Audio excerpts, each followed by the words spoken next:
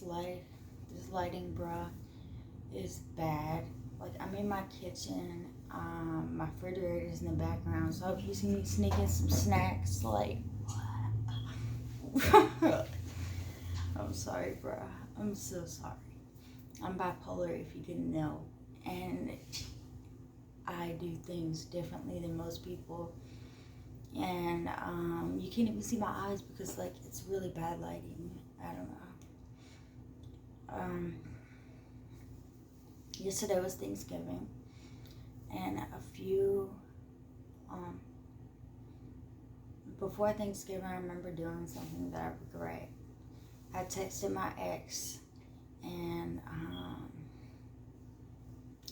I just wanted to make this video because, like, I wanted everybody to know that you're special no matter what. No matter what you've been through, you're special. And, like, you are valued and you are loved. And, like, because I read the Bible, so I know that even though everybody else may hate me, whether that be true or not, I don't know. I know that not everybody hates me, but, like, people get nervous and they get anxious with you. They get tired of the things that you do. And if you're bipolar, you know that people get tired of what you do.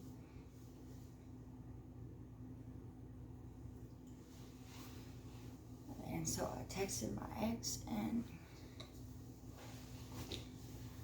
because I was feeling lonely.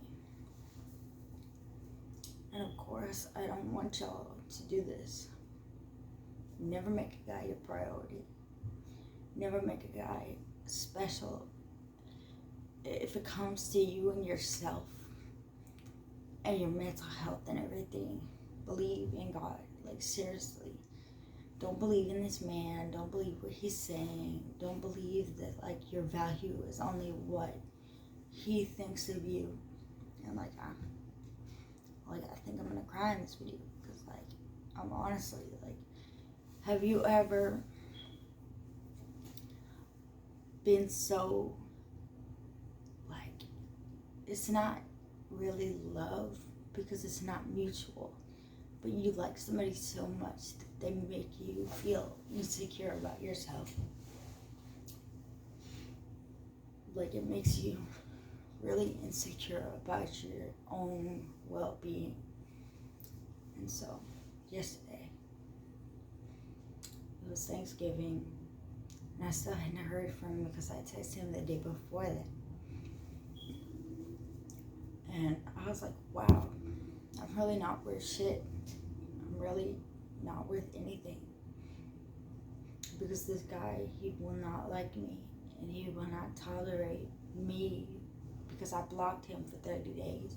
And I messaged him because, like, I can't explain it. It's bipolar, but it's also me and my emotions. And, like, I wanted him to think that he couldn't have me, but he could. I don't know how to explain this. You watch videos on YouTube about how to play hard to get, how to make a guy like you more. And so I felt, of course, everybody's gonna say, oh, it's your fault you blocked him. Like, oh, it's your fault. Like, he hates you. Like, he don't want to talk to you.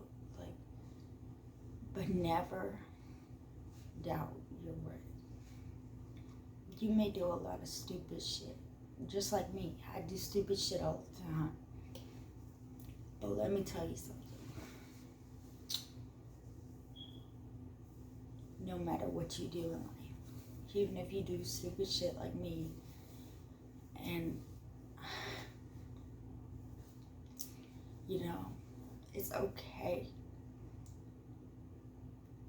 Not everybody hates you.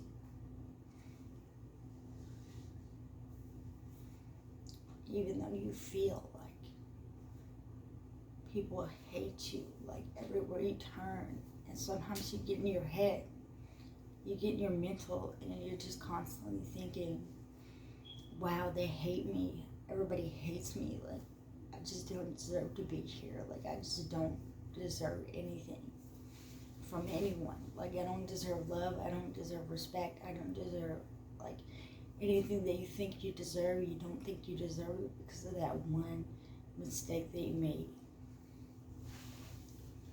And, like, I just want to let you know that, hey, there's somebody else in the world that's making mistakes, and they wish they could turn the hands of time and go back and not do those things, and they wish they could get out of all that mess, but they're trapped because they're in their mental, they're in their mind, they're constantly fighting something. But I want you to know that, like, hey, everybody's fighting something. You're not the only one. If you have bipolar, if you have a mental illness, and I do. I have bipolar. I have to take 4 medications a day. And it's intimidating because I see all these people live their life and they're off medication, but they're doing fine. And I'm over here drugging myself out and trying to make the right decisions, but I have no control of that. I have to take the medication. You have to do what you have to do. And, you know,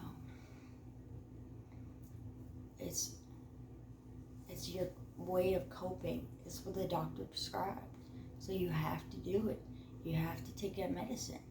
You have to listen to music. You have to write in your journal. You have to constantly better yourself. And no matter what you do, I want you to know that Jesus loves you and He's forgiving. It says in the Bible in Psalm 103:8 that He is, Psalm 103:8, it says that He is, I'm trying to remember, I want to give you the right, that He is like merciful and gracious. Like He constantly, like He will constantly read the rest of it. Read the rest of Proverbs. Read the rest of Psalm 103 and just read that chapter, because sometimes it can be intimidating and you don't want to read the Bible because you can't relate. But something about 103, the chapter is so loving. It talks about what He has for us, and it's not just David. It's not just whoever the verse is about, because it generally directs all of us, and it brings us all hope and a peace and a sense something. And it's like He's gracious and mercy, and He loves you, and He's got unfailing love, and He doesn't not constantly accuse you. That's in there too. And it says He doesn't constantly accuse you when you do something wrong. When you do something wrong, like you accidentally say the F word, or you accidentally say the S word, you accidentally talk perverse, you constantly struggle with sin, about sexual sin, like greed, money, whatever you want to, whatever sin you're facing and you know it's taking control of you, it's good to find comfort that He doesn't not constantly accuse you of what you did. He's not sitting there in His throne going, Whitney just said the S word, Whitney just did something wrong, she said a perverted joke. Like, Whitney just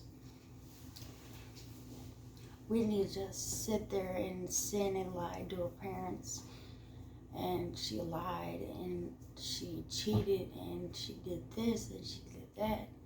And He doesn't constantly accuse you, and He doesn't sit there and punish you for every little sin that you could think of.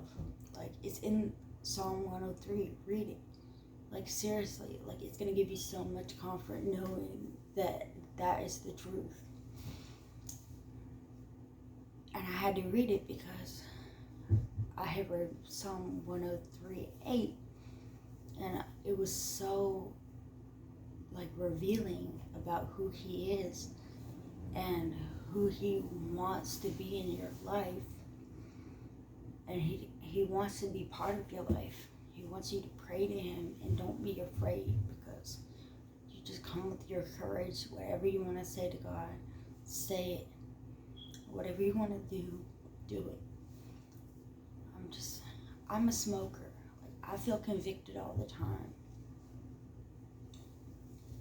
I feel like my smoking is causing me problems. I feel like it's causing me to be farther away from God, but like, I keep doing it but he doesn't sit there and go, oh, that's the 24th cigarette you've had today. Like, I am going to send you to hell. No, he's not like that. According to Psalm 103:8,